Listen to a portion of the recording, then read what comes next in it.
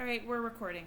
So, for this part of my assignment, they've asked that I reflect on my teaching with an experienced teacher to that you observe the lesson that I did, view the recording, and then participate in this time of reflection. So, the first point is based on the analysis of student learning evidence, established what has been learned and by whom, what has not been learned and by whom, and who needs additional support to meet the standard. What I've learned about my students' learning characteristics and what I didn't realize previously. So that's all one point, but it's all kind of there's a few things in there. So basically, just like what was your take on the different reception of the lesson and who did well and who needs additional support, and what we learned about the kids from this lesson. Okay. Would you like me to go first then? Sure. Yeah, I'd like your input. Okay, terrific. Yeah, you had quite a mixture there. You had a mixture of ages and abilities, as well as English first language and English second language learners. Mm-hmm. And the ability levels weren't necessarily what you would say per grade level, because some of the older students, because English is their second language, they were at a disadvantage. You might say they were not up to what we might call grade level, just because of that. Right. And so I did think that the lesson was appropriate for many of them, because even the older ones may not have learned some of the things you were teaching, how to use the silent E and turn the short vowel into long vowel. They may not have learned that technique when they were learning to read in English. Right. Because as Spanish speakers, that rule doesn't apply at all. So it would be a totally new skill. Right. And then your littlest one, of course, that was going to be all brand new to her. So, yeah, it was a very basic lesson for beginning readers, but you were able to make it work with the older ones based on your description and then your activity, where they were actually working with words. Yeah. And doing the sounding out. So, yeah. And it might be helpful to mention that your perspective on this is particularly poignant, as you've taught for a long time, but you also have a Spanish credential and you are bilingual, so you kind of know exactly what we're talking about here. Okay, so, yeah, I mean, I agree. I was a little concerned at first when I found out that the kids that I was given to work with at the camp that I was working at were going to be such a spread age-wise and ability-wise.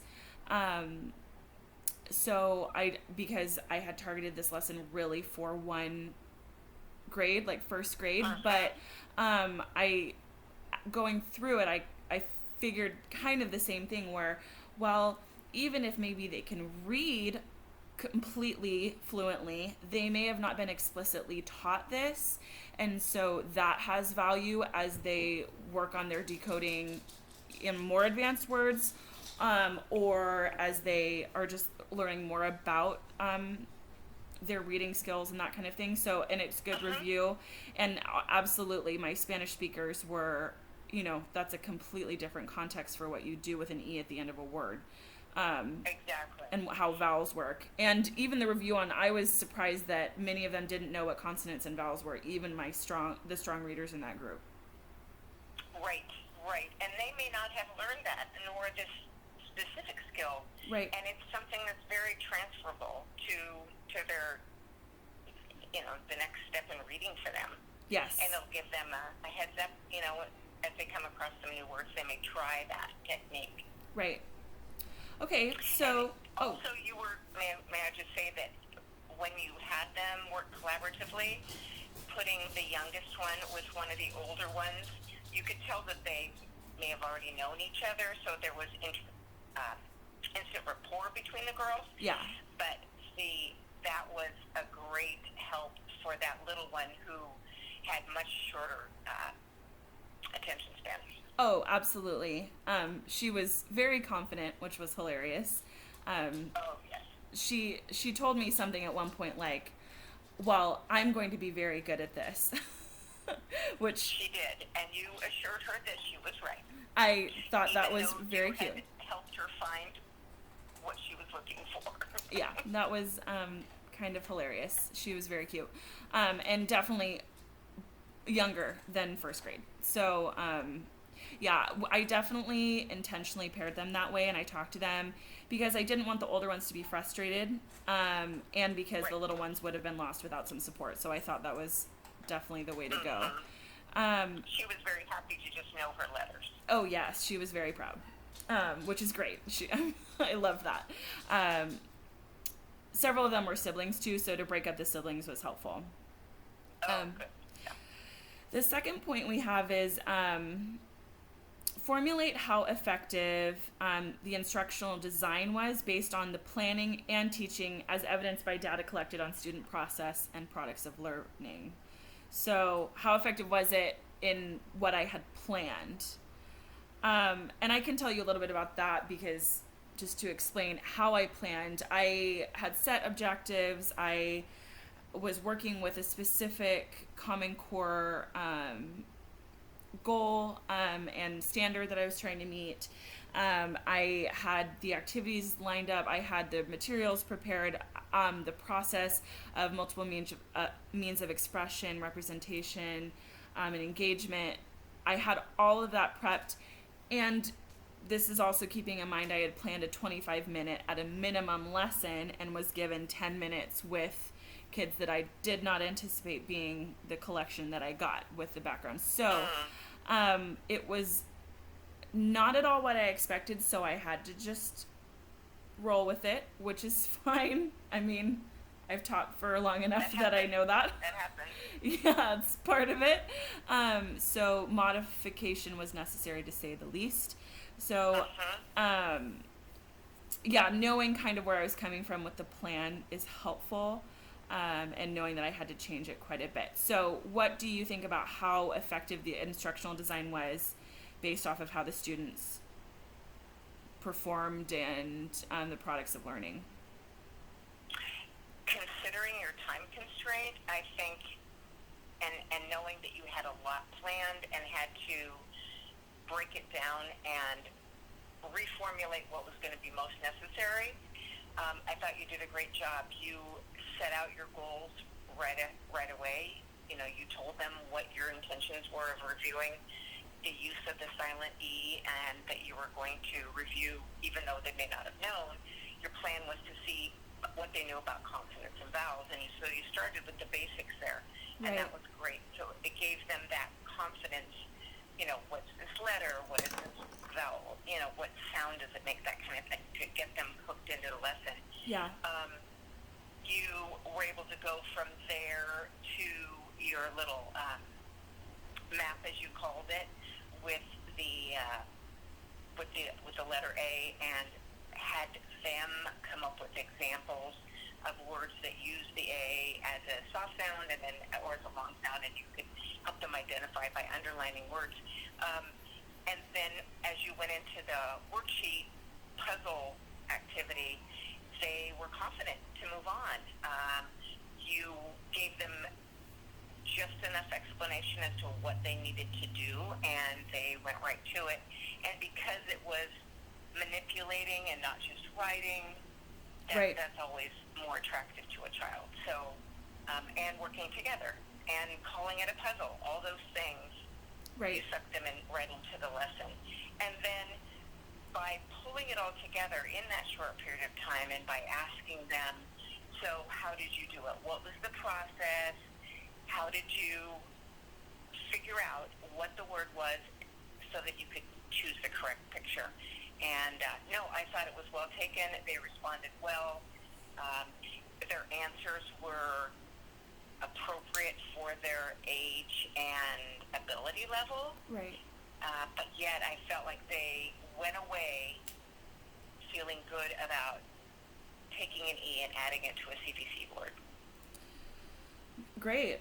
I Yes, I mean, my initial response was to be fairly disappointed because I didn't have this. We learned this and now we've mastered it feeling, which is probably an unreasonable expectation, but not even so much to that extreme, but because I wasn't able to complete the entire lesson, I felt, well, and that my audience was not what I anticipated. I thought, well, we didn't, walk away with, great readers where they had struggled before, but I think I don't think there could never have been an expectation of mastery in that short period of time. right. You introduced it, they practiced it, and you reviewed it.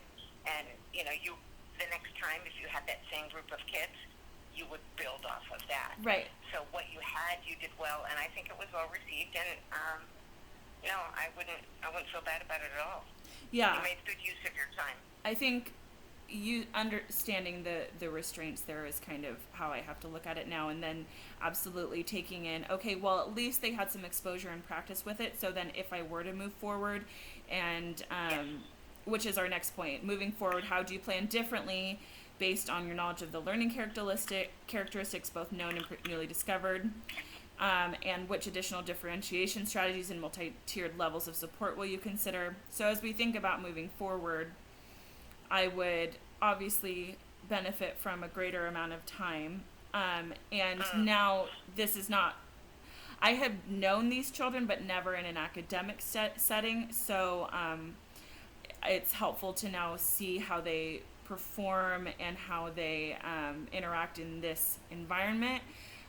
So I would say definitely I would keep them paired the way they were with the multi-level interaction. I think that was really helpful. I would absolutely have, I think, a greater variety of activities. Even if we were going to do something on the same standard with a wide variety of learners, I think I would tier the activity more, knowing that I have substantially older and younger kids in the same group. And I think ideally we would have a little bit more time for one-on-one with not just the little ones, but I would want to be able to work individually with all of them. Yes. And you did rotate through, but again, you had to help those that were, needing a little bit more in that short amount of time. Yes. And I think, if I could make a suggestion, if you were going to go back and with the same group and the same goals, you could go back to that very same activity as a review because it would be familiar with them. Right. And then maybe just go deeper in that lesson with maybe hand signals for the CBC or different colors of underlining and different things that you could add to it, but still use that as your base and then move on. Right. But I think it's a great starting point. Yeah. If you were going to have a chance to go back. Building on that prior experience and knowledge would definitely be a good idea. Yes. Because this was just such a little intro experience. Right. The next part, our last little section, is how will you modify, extend, or incorporate new levels of presentation, expression, and engagement for each learner group as it relates to their process and products of learning? I think we've touched on that a little bit. So I think you're right. I think hand motions would be great. That's so across the board, age-wise, helpful. And also unifying for them so that it does feel like we're doing the same lesson. I think, colors on the whiteboard, we could extend that activity a little bit more. I had planned to show them a video that has a little song in it, that would also be something that would be good for the whole group. And more time on the activity and then on the reflection on what they got out of it, I think would be helpful. How else would you maybe? I think all of those are great ideas. I think even as a pair, when you go back after they have time to work through the activity, you go back and you could ask each pair to respond. Maybe one could say the word without the E and then another one with the E. Yes. Especially if you chose words that weren't as you called them, which was great, silly words, that it would be can to cane. So you would always have words that were simple words, CBC words, and that it would change with the E. And they could do before and after, and they could tag team with that, responding orally. Because you had kids tell you how they learned it, but that could be the next step. Yeah. That's a great idea. Yeah, and I think colors, yes, absolutely. And a visual, you said a video, that would be terrific. Anything to just get them to it, even the simple act of copying the words. Yeah. At the end, Yeah. And if they use colors. Yeah. And can could be that A would be one color in tan and a different color in cane. Right. That kind of thing. So no, there are a Long lot of different ways short to to long. go, Yeah. and it would be still helpful for all of those students. Yes. All right. Well, thank you. I appreciate it.